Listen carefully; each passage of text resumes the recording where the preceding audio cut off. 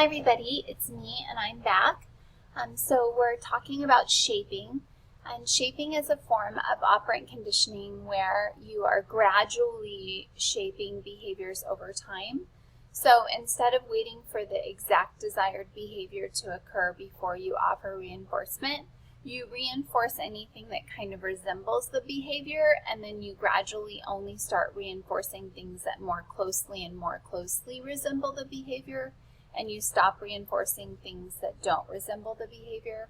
So essentially you're rewarding them for anything kind of close to the behavior in the beginning, and then over time you're only rewarding them for things that are pretty on top of what the desired behavior is. And you get those closer and closer approximations until eventually you get the desired behavior. And shaping is a very common technique that we see with like animal training. I would imagine SeaWorld or zoos or circuses or anything that relies on animals engaging in behavior, even like dog shows or competitions or things of that nature, likely do shaping as well. So when we're talking about reinforcements, you can have primary reinforcers or secondary reinforcers, and often in psychology when we're talking about something that's primary, it's really related to our own person, our body. And in this case, a primary reinforcer satisfies a biological intrinsic need, like food, thirst, or even our sex drive might be a primary reinforcer. Secondary reinforcers, their value is connected to some sort of a primary reinforcer, so they don't necessarily have just an inherent value in and of themselves. We learn that value over time, and it's reinforced in us through like society and the ideals. Reinforcement can also be like on a schedule, so it can either be continuous or partial. Continuous reinforcement means it's occurring every time the behavior occurs or over a constant predictable schedule. Partial or intermittent reinforcement happens for some responses and not all. And we're going to go into some of the schedules of reinforcement that Skinner talked about. Go ahead and watch his YouTube video that's linked in off of our PowerPoint presentation, where he's really talking about reinforcement schedules. And, you know, Skinner's really interesting to hear because he's a highly intelligent man. He really popularized the scientific approach to studying behavior, and he was one of the first famous American psychologists. So it's neat to go in and watch some of his videos. He also trained pigeons to carry weapons during World War II. They were never used, but they were trained to carry bombs and drop them at target areas. So he really has made a significant historical contribution to the field. So some of the schedules can either be based on the rate of behavior or an interval in terms of time. So rate is kind of like a per diem, a per incident, and interval is over a specified time. And again, they can be continuous or partial, where continuous is reinforced every time or after a set period of time. Continuous reinforcement's a really great approach when you're first trying to teach or learn a new behavior. It's really important to kind of spark that interest and maintain that interest. Partial reinforcement, though, is much more resistant to extinction. So eventually, you know, when you're first learning a new behavior, continuous reinforcement is best, but you want to gradually taper that off to just partial reinforcement. Like when we're first teaching a dog to roll over, we give him a treat constantly. But over time, we want him just to roll over on command and not have to be dependent upon a treat. So we might give him a treat once in a while, but not all the time. And that partial reinforcement schedule can be kind of broken down to a fixed interval, a variable interval, a fixed ratio, or a variable ratio. So let's talk about those a little bit. First of all, fixed or variable means that it's either a set amount or it varies and it fluctuates. Ratio is per behavior or per set number of behaviors, and then interval is per a specified period of time. So fixed ratio is you might get paid, you know, $10 for every one car you wash, or, you know, you might get paid $5 for every whatever you sell. So that is a predetermined amount of behavior or frequency of behavior, and you have a set amount, whether it's every 3 that you sell or every 1 that you sell, or it doesn't matter. It's fixed, it's set. So you have a ratio that's determined. It's per a number of times. And that's really great to get you to start again engaging in the behavior, get a really good response rate. But sadly, right after that reinforcement gets, so as soon as you're paid, your behavior kind of drops off a little bit. So you're not as motivated right after you get paid. Variable ratio is kind of unpredictable. You don't know, is it going to be the 3rd time that I get paid, or the 5th time, or the 20th time, or the 17th time? You just don't know. And it has really strong persistence. When you have a variable ratio, you typically don't get that slowdown right after the reinforcement, because you don't know, maybe it's going to be the next time that you get the reinforcement or the next 3 times. So they keep persisting in the behavior, and it's very resistant to extinction.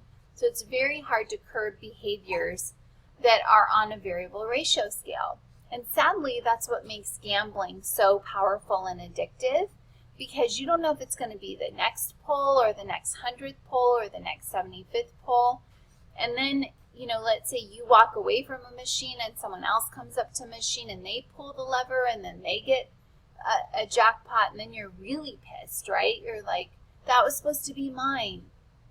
And that's how variable ratio works, is it could be any time, and because it could be any time, that unexpected reward that's just potentially around the corner keeps you going back for more. Fixed interval is now a set period of time, so most of us get paid like every 2 weeks or once a month, and that's on an interval schedule, and since that time period is set, it's what we call fixed interval. And again, we tend to kind of like right around payday, we're working really hard trying to show our worth, but then after we get paid, we have that drop off, just like with the fixed ratio. And then variable interval is probably the least productive. It has the lowest response rates because it's based on a time period, but again, that time period varies and it's intermittent and unpredictable. And so sadly, think about how practical it would be if you had a job and you didn't know if you were going to get paid in a week or 3 weeks or a month or even 6 months. You'd probably quit the job and find something more reliable. And so because you can't predict when a reward's going to come based on a time frame, it's not a very effective schedule of reinforcement. Okay, so another thing you should know is what we call the Premack principle, and this isn't in your book, but I think it's really important because I think it's a great strategy we can use for ourselves when we're trying to use operant conditioning on ourselves to change a behavior. So I like to say Premack prevents procrastination. And what it is it's kind of a reinforcement, but what you're doing is you're tying that low desirable behavior, something I really don't want to do and I loathe doing, and I'm going to connect it to something that I do more frequently and often. And so for me, sometimes I have a lot of work to do, and I like to snack, and so I will mentally tell myself, okay, Aj, you can't have a snack or you can't have a break until you finish this amount of work or until you finish grading this class's projects. And so what I end up doing is I kind of hold a reward off for myself, a behavior that I really enjoy, so that's a reward. I hold that off for myself until I finish a behavior that I don't like to do. So I have to do all the yucky stuff first before I'm allowed to do the fun stuff. Maybe I want to go socialize or I want to go to a party, but I have to kick out that paper first or something of that nature.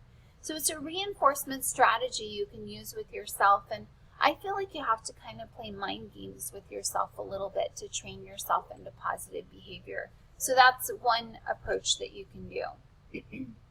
People always ask, well, what's more effective, reinforcement or punishment. And the researcher definitely supports that reinforcement is the better alternative. When you're talking about punishment, punishment's only effective if it's immediately following the behavior and it has to be consistent and predictable. If you punish one time for the behavior and not another, essentially what you're doing is you're negatively reinforcing the bad behavior because you're delaying the punishment. So you're withholding, you're offering some relief by them not getting the punishment. And so sadly, it can backfire, and the negative behavior might be more persistent than what you're hoping for. Additionally, when you're talking particularly about corporal punishment, the person doing the punishing can become more aggressive. And so this concept that we can punch a pillow or punch a wall and release aggression, that's actually counterproductive. Research shows that when we act aggressively, it increases our aggression. So it can escalate that aggression. It can escalate kind of a bully type behavior for the person that's doing the physical punishment. And then also the person receiving the punishment might become a little passive aggressive, and they retaliate in kind of these subtle manipulative ways. And I know when I was a little girl, I used to get spanked, and when I was younger, we used to actually get like switches sometimes, or 20 swats with the belt. It was always like 20 swats. And I obviously couldn't physically retaliate against my dad. I was just a little girl. But one thing that I did do is I used to be the remote control for him, because we didn't have remote controls back then, so I used to have to go turn the channel. And so when I knew a show was coming on, I'd disappear, and I would pretend I didn't hear him calling me to change the channel, or, you just do kind of subtle things just to get vengeance in small little ways. And that was my only weapon. So you use what you can. Avoidance behavior is when the recipient just flat out avoids the punisher. And that was common with my dad too. We didn't want to be around him because we knew we were going to get in trouble for something. So avoidance was the best approach. So when we heard him coming, man, we just scattered. And we could hear his little truck coming up the street. We could hear him pulling into the driveway. So we would just scatter. And also, his aggressive behavior and punishment creates what we call inappropriate modeling. And it teaches us to behave in inappropriate ways. And this is what makes it so hard for us to break the cycle of violence. And also, punishment causes temporary suppression. So, this is a perfect example is when I get a ticket.